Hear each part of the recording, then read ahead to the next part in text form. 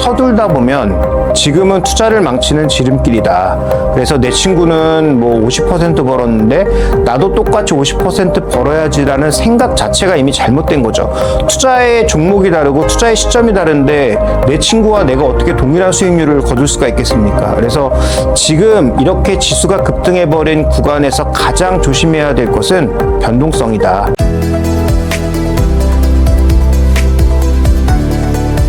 매주 화요일 저녁 8시에 진행되는 무료 특강 아래의 링크에서 신청하세요. 2026년 말부터 주요 대도시에서 웨이모에 납품된 아이오닉5 기반 로봇 택시 서비스가 본격화된다고 하는데요. 현대차 주가 상승에도 영향을 줄 수 있을까요? 현대차 주가가 지금 조금 더 영향을 받고 있는 것은 뭐 누가 뭐래도 로봇이라고 봐야 될 것 같습니다. 지금 자율주행은 현대차가 앞서가고 있다라고 보기에도 어렵고 웨이모 역시 의미 있는 매출을 올리고 있다라고 보기도 어렵습니다. 따라서 자율주행과 관련돼서는 현대차는 아직 많이 뒤쳐져 있기 때문에 자율주행보다는 보스턴 다이나믹스의 상장과 관련된 이슈가 주가를 뒤흔들고 있다라고 봐야 될 것 같고요. 다만 이게 이제 6월 달에 소프트뱅크의 추가적인 옵션 결정이 있기 때문에 여기서 만약에 상장이라든지 뭔가 엑시트할 여건을 주지 않으면 그걸 현대차 그룹이 사든지 아니면 다시 무언가 액션을 취해야 되는 입장이라서 아무래도 그 계획이 발표될 거다라는 기대감을 선반영하는 측면이 있지 않겠습니까? 뭐 실적은 당장 1분기도 별로 좋지 않았고 2분기에도 특별히 개선될 만한 요인은 없어 보이는 상황이니까 결국은 보스턴 다이나믹스가 언제 상장하느냐, 상장한다면 어느 정도의 가격으로 상장하느냐가 지금 현대차 주가를 가늠짓는 좀 더 중요한 이슈로 다가오고 있다. 이렇게 좀 봐야 될 것 같습니다. 보스턴 다이내믹스 상장 시 최대 몸값 145조 전망도 나오고 있는데요. 변수는 없을까요? 일단 지금 뭐 추정치이고 시장이 워낙 강하고 로봇과 관련돼서 또 시장이 관심을 많이 가지다 보니까 뭐 실제로 뭐 상장해봐야 알겠지만 원래 30조 정도 추정하던 것이 지금 100조 이상까지 늘어난 상황인데요. 이렇게 기대치를 높여놓으면 결국은 기대치를 채우지 못했을 때는 변동성이 커질 수 있기 때문에 이건 좀 우리가 좀 드라이하게 보자. 지금 현대차의 밸류에이션도 로봇주로 보면 싸지만 자동차주로 보면 절대 싸지 않거든요. 그다음에 현대차가 아무리 로봇주라고 포장을 해도 자동차 기업이라는 본질은 바뀌지 않습니다. 그런 측면에서 놓고 봤을 때 우리가 뭐 지금 150조를 미리 당겨서 너무 긍정적으로만 생각하기보단 좀 더 드라이하게 정말로 상장이 되는지, 상장이 된다면 어느 정도의 가치를 받는지는 좀 더 우리가 냉정한 평가가 필요하다고 보고 있고, 오히려 지금이 기대가 반영되는 과정이니까 주가는 쉽게 밀리지 않겠지만 막상 뉴스가 표면화되면 실망이 나올 수도 있다는 관점에서 접근을 해봐야 될 것 같습니다. 아틀라스가 생산 라인에 투입되면 생산 원가를 크게 절감할 수 있다는 분석이 나오는데요. 2027년 로봇 매출 기대감은 어떻게 보시나요?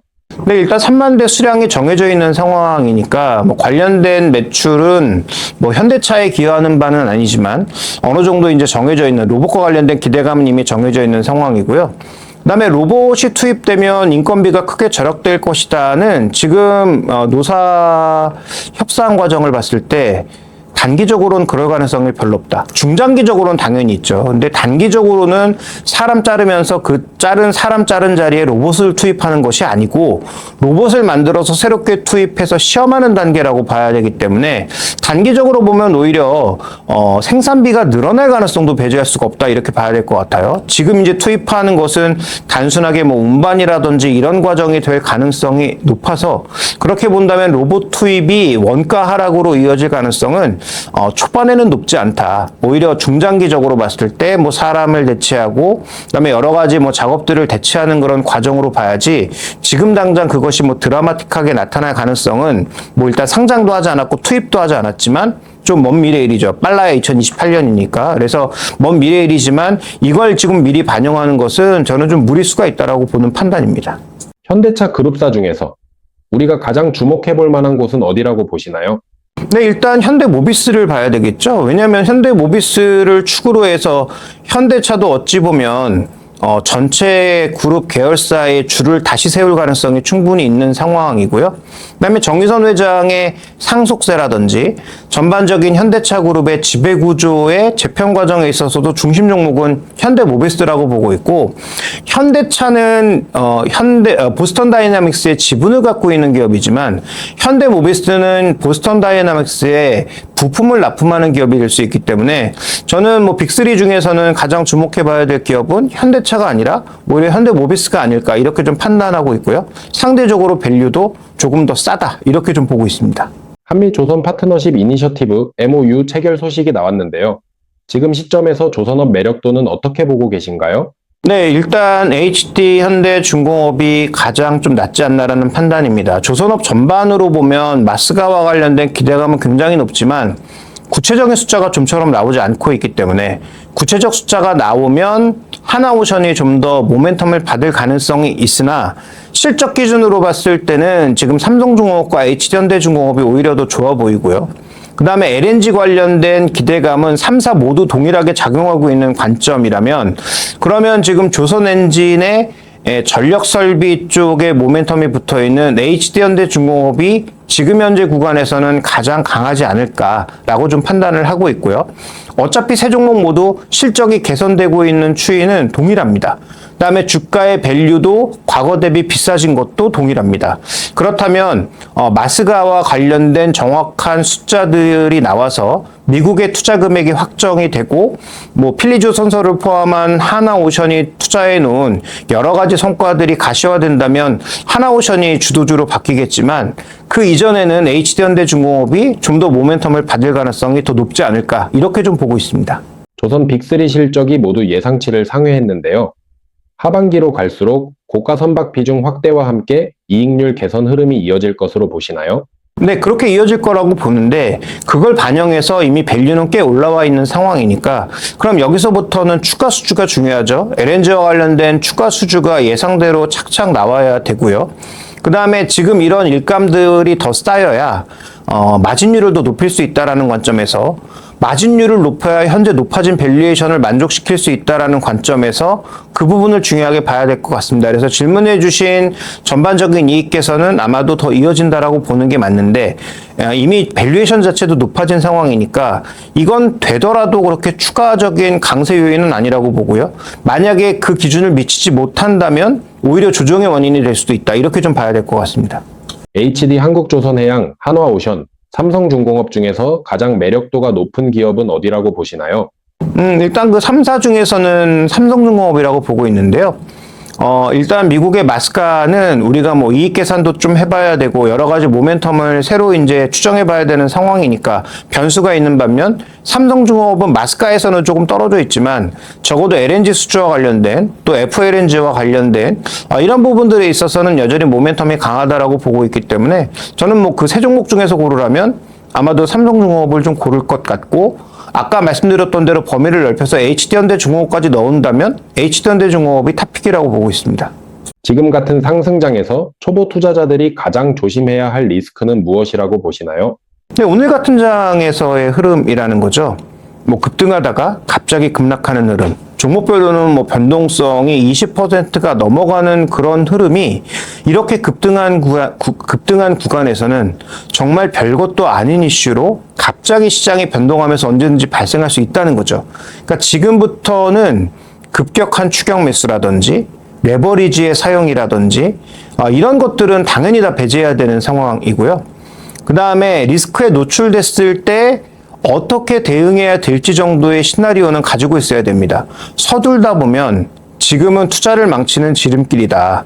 그래서 내 친구는 뭐 50% 벌었는데 나도 똑같이 50% 벌어야지라는 생각 자체가 이미 잘못된 거죠.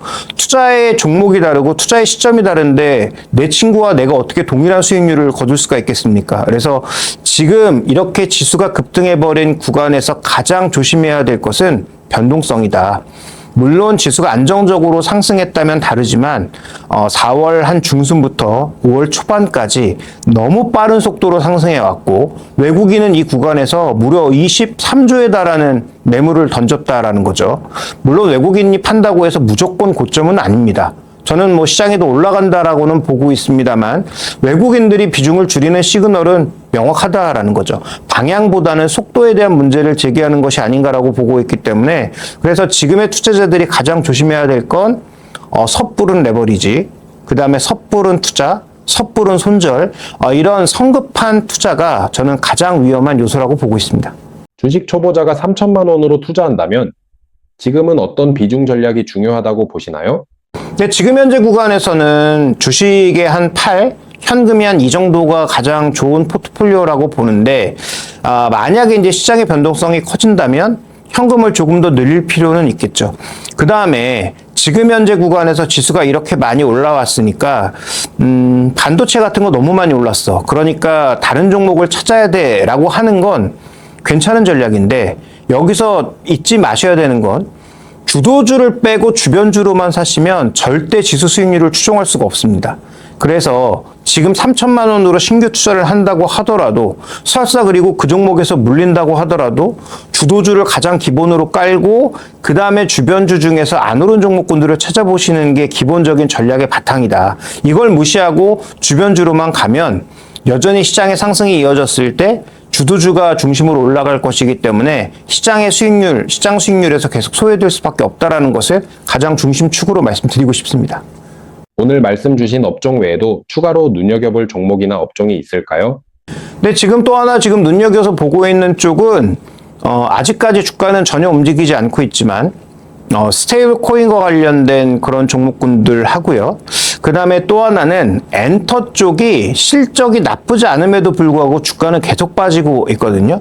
그렇다면 성수기가 다가오는 2분기, 지금 벌써 2분기에 진입했지만 2분기 중반이 넘어가고 있는 상황에서 정말로 계속 무너질 것인가 아니면 지금부터는 서서히 바닥권을 좀 확인해 줄 것인가를 확인해 봐야 되기 때문에 그 두 업종은 지금 뭐 매수하십시오. 지금부터 오를 겁니다라고 말씀드릴 수는 없지만 어쨌든 관심 종목 안에 넣어두고 계속 관심 있게 좀 봐야 되는 업종이 아닌가라고 보고 있습니다.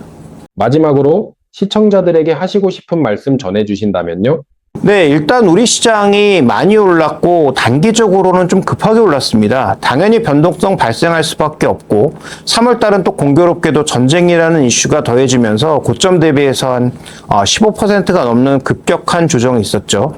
그다음에 지금의 상승이 역대 최대 상승이라고 하는 88년도에 삼저, 소위 이제 삼저가 나타났던 초호황을 넘어서는 상승률이 나타나고 있습니다. 물론 이것은 반도체 이익에 기반한 것이라서 예전과 같은 유동성 장세는 아니다라고 볼 수가 있겠습니다만 아까도 언급드렸던 것처럼 속도의 문제는 분명히 나타날 수 있고 그다음에 단기간에 외국인들이 무려 20조 이상의 금액을 팔았다라고 하는 건 그냥 우리가 지나칠 만한 이슈는 아니다라고 보고 있습니다. 그래서 지금 현재 구간에서는 흥분하지 말고 그렇다고 내가 다른 사람들의 수익률 쫓아가지 못했다고 해서 너무 실망도 하지 말고 지금 같은 구간에서는 더 드라이하게 더 머리는 차갑게 좀 바라봐야 되지 않나라는 생각이니까 저는 시장의 상승이 끝나지 않았다고 믿는 사람으로서 현재 구간에서는 머리를 차갑게 하시는 것이 가장 좋은 투자의 방향이 아닌가 이렇게 좀 믿고 있습니다.